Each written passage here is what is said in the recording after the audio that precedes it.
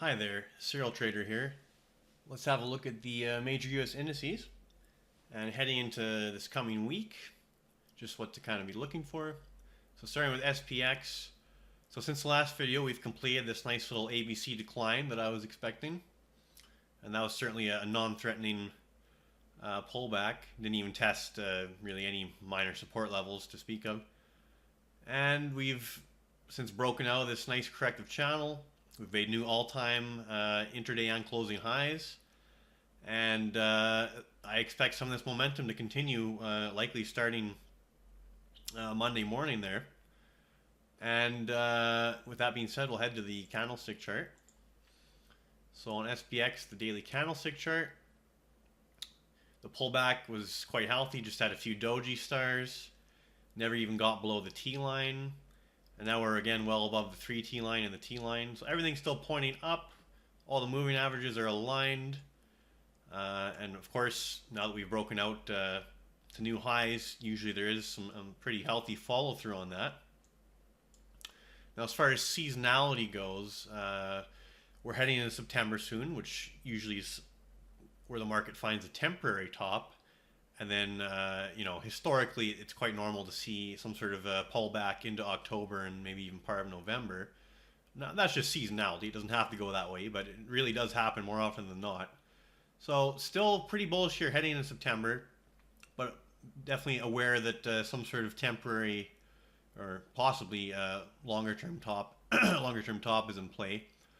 Although at this point, certainly from a trading perspective, looking for long trades is the way to be going here.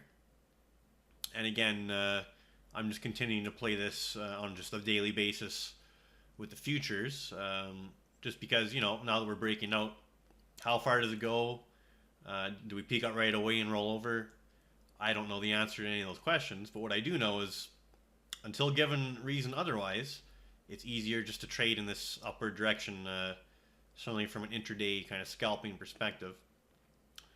All right, so moving on to the Dow Jones Industrial Average. It's kind of a laggard at this point. So the NASDAQ and the S&P making new highs. Some other indices are making new highs as well, and yet the Dow still pretty far away from its previous high. So previous high was 26,617, and so far we've gotten as high as 25,889.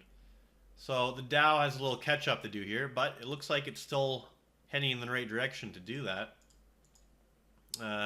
We only pulled back to the T line, found support there, reacted nicely off of it. Now we're again above the T line and the 3T line.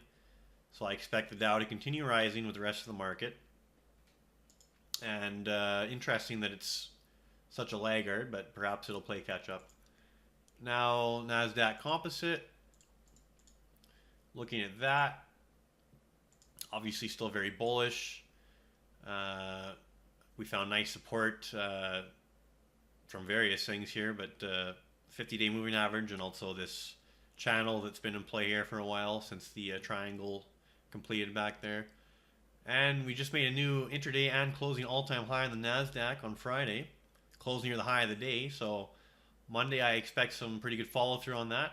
And just zooming out, we could easily head up to at least the center of this channel, maybe put some pressure on that 8,000 level, or we could possibly even go up and put pressure on the top of this channel, which would bring us well into the 8,000s. So there's definitely still some upside here on the NASDAQ Composite. So that means some tech names are likely still going to rocket up higher than they already have.